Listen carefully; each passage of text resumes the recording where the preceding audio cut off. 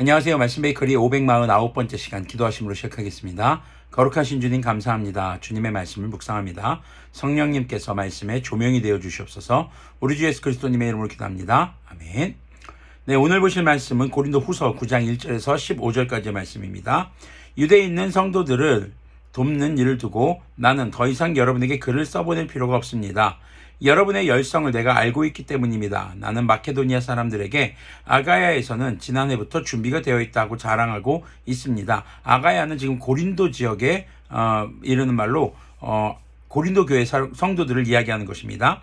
여러분의 열성을 듣고서 많은 사람이 분발하였습니다. 내가 이 형제들을 보낸 것은 우리가 이 일로 여러분을 자랑한 것이 헛된 말이 되지 않게 하려는 것이고 내가 말한 대로 여러분이 준비하고 있게 하려는 것입니다. 자, 우리가 어제 말씀 묵상한 대로 디도와 또 다른 형제들을 이렇게 보냅니다. 그렇게 보내는 여러 이유 중에 하나 중에 큰 이유가 바로 그 마케도니아 사람들에게 했던 말이 헛되지 않게 하려는 것이라고 말하는 것입니다. 그렇다면은 바울은 자기가 내뱉은 말에 대해서 이것이 이루어지기를 바라면서 지금 혹시나 그대로 안 돼 있으면 어떡할까 자기 체면을 구길까봐 그래서 지금 사람들을 보낸 것일까요? 사실 그렇게 보기는 어렵습니다. 자, 말씀을 계속 보도록 하겠습니다.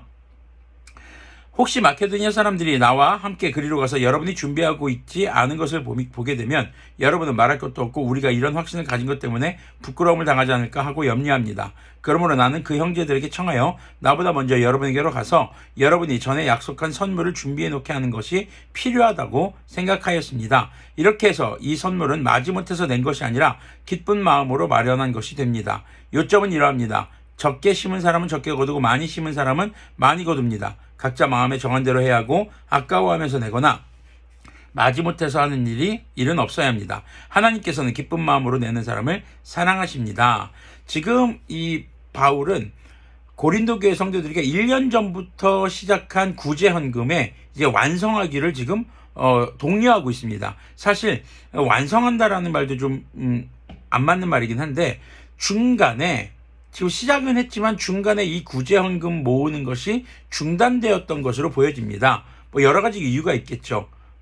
아까워서 또 마지못해서 하는 것이 옳지 않다라고 생각하거나 그렇게 내가 꼭 유대 사람들 예루살렘에 있는 어려운 성도들까지 도와야 하나 뭐 여러 가지 생각이 들 수 있었을 것입니다. 그런데 바울은 이 구제헌금이 얼마나 중요한지 또 이것이 구제 헌금을 내는 사람들이나 그 헌금을 통해서 도움을 받는 사람들에게 얼마나 큰 의미가 있는지 알았기 때문에 바로 고린도 교회 성도들이 주님의 은혜에 또 주님께서 주시는 강복에 동참할 수 있도록 독려하는 것이기도 하면서 그 구제 헌금을 받을 사람들이 또한 주님의 은혜를 경험하는 것에 포커스를 맞추고 있는 것이죠. 8절부터 보면요. 하나님께서는 여러분에게 온갖 은혜가 넘치게 하실 수 있습니다.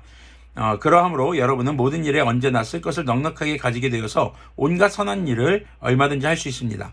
이것은 성경에 기록한 바 그가 가난한 사람들에게 아낌없이 뿌려주셨으니 그의 의가 영원히 있다 한 것과 같습니다. 심는 사람에게 심을 씨와 먹을 양식을 공급하여 주시는 하나님께서 여러분에게도 씨를 마련하여 주시고 그것을 여러 갑절로 늘려주시고 여러분의 의의 열매를 증가시켜 주실 것입니다. 지금 하나님께서 그들에게 농사 지을 수 있는 그 당시엔 농경사회였으니까요. 그 모든 밑바탕도 마련해 주시고 그것이 열매 맺게 하시고 그것이 재산이 늘어나게 해주신 것도 주님의 은혜라는 것이죠. 이것을 현대적인 관점으로 보면은 우리가 직장을 가지고 일을 할 수 있는 것, 우리에게 수입이 생길 수 있는 모든 근원들, 내가 노동력을 제공하고 받은 것이라고 생각할 수 있겠지만 그 노동력조차도 주님께서 주신 은혜라는 것이 기독교인의 또 크리스천들의 올바른 생각일 것입니다. 11절을 보면요. 하나님께서 여러분을 모든 일에 부유하게 하심으로 여러분이 후하게 헌금을 하게 될 것입니다. 우리가 여러분의 헌금을 전달하면 많은 사람이 하나님께 감사를 드리게 될 것입니다. 여러분이 수행하는 이 봉사의 일은 성도들의 궁핍을 채워줄 뿐만 아니라 많은 사람들로 하여금 하나님께 감사를 넘치게 드리게 할 것입니다. 여러분의 이 봉사의 결과로 그들은 하나님께 영광을 돌릴 것입니다. 자, 지금 이 구제 헌금을 통해서 성도들의 궁핍을 채워줄 뿐만 아니라 그리고 감사함으로 하나님께 영광을 돌린다. 바로 주님을 예배하게 된다는 것입니다.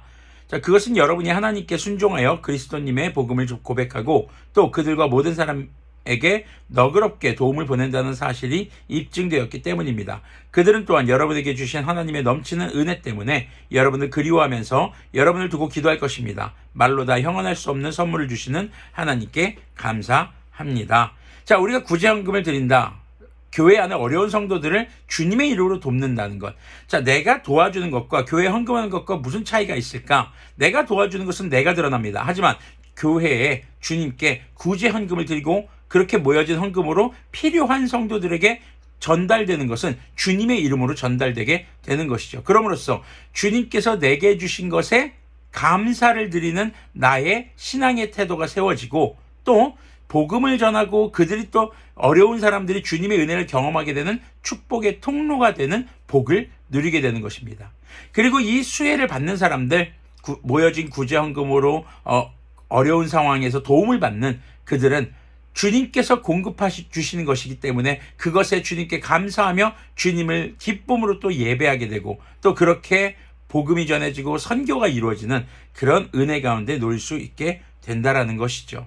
그래서 구제헌금은요, 어려움에 처한 성도들을 도울 뿐만 아니라 주님께서 주신 은혜에 대해서 감사와 영광의 예배가 되는 것입니다. 그리고 또 복음을 전하는 선교인 것이죠.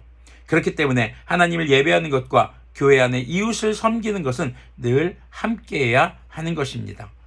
자, 우리가 이렇게 교회 안에서 어려운 사람들, 궁핍한 사람들이 주님의 은혜로 도움을 받고 있다는 것이 점점 더 알려진다면 교회 안에서 그 안에서 도움을 받고 정말 삶의 궁핍한 부분들이 해결되어질 때 그 소식은 곧 어렵고 힘든 사람들에겐 복된 소식이 될 수 있겠죠. 과거 이스라엘의 법에서는 희년이라는 제도가 있었습니다. 그래서 50년마다 한 번씩 노예로 팔려갔던 사람들도 전부 다 다시 원상복구되고 조상 대대로 물려받은 땅이 다시 회복되는, 한마디로 이스라엘이 다시 리셋되는 그런 시기가 있었어요. 그런데 이것은 유대교 안에 있는 사람들, 바로 하나님을 믿는 사람들에게만 해당이 되었던 것이죠. 그래서 살다 보면 여러 가지 궁핍함과 어려움과 피치 못할 사정으로 인해서 다른 사람의 집에 들어가서 하인으로 일하는, 노예라고 표현되어 있지만 어쨌거나 고용돼서 일하는 거거든요. 삭스를 다 받습니다. 노예들에게 삭스를 주는 것은 사실 성경에 나오는 것밖에 없었어요. 그렇게 일을 하다가 자자손손 노예가 되는 것이 아니라 희년이 되면, 50년째가 되는 희년이 되면 다 풀려나는 겁니다. 다 자유하게 되는 겁니다. 그리고 돌아갈 때 어떻게 해요? 그동안 일한 것들 삭스를 챙겨줄 뿐더러 퇴직금까지 챙겨줘야 돼요. 그리고 원래 조상대대로 물려받은 땅에 돌아가서 그 땅을 다시 소유하게 되는 그런 복을 누리게 되는 것이죠. 그러면은 전쟁포로로 잡혀온 사람들, 그리고 그 밖에 그 인근 지역의 다른 민족들의 노예들은 그걸 보면서 어떤 생각이 들까요?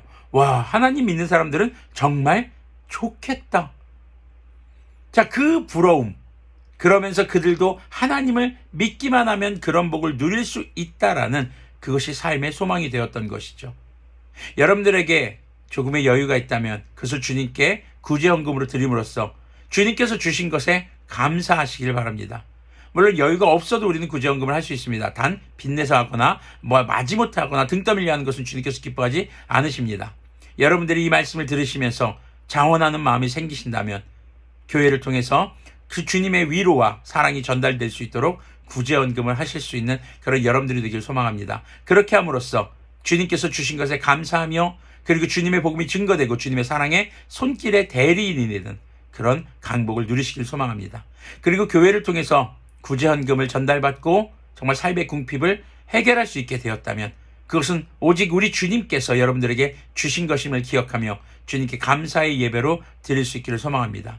그리고 이 소식들이 널리 전해져서 올바른 교회, 정말 주님께서 기뻐하시는 교회는 어떤 교회인가가 알려지며 나도 그 교회에 소속되고 싶다. 나도 하나님을 믿고 싶다. 나도 예수님을 믿고 싶다라는 마음이 든다면 그것이 주님께서 원하시는 땅끝까지 이르러 우리 주 예수님의 증인이 되는 삶이 아닐까 생각해 보게 됩니다. 기도하겠습니다.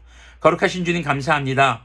구제헌금의 정말 그 의미를 생각해 봅니다. 구제헌금을 통해서 주님께서 주신 것에 감사하며 또 그 사랑을 나누며 사랑을 받은 사람들과 더불어 주님께 감사함으로 영광 돌리며 예배하며 또한 그 소식이 복음의 소식으로, 선교의 소식으로 증거될 수 있는 것을 기억하게 하여 주시옵소서.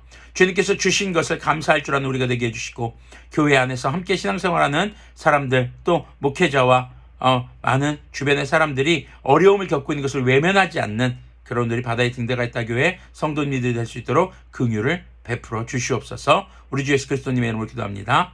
아멘. 네, 교회 안에서의 구제헌금을 통해서 여러분들이 주님께 받은 은혜와 감사, 그리고 주님의 사랑의 대리인이 되어서 축복의 통로가 되어서 여러분들의 손길을 통해 주님의 강복이 흘러넘치는 그런 삶이 되기를 소망합니다.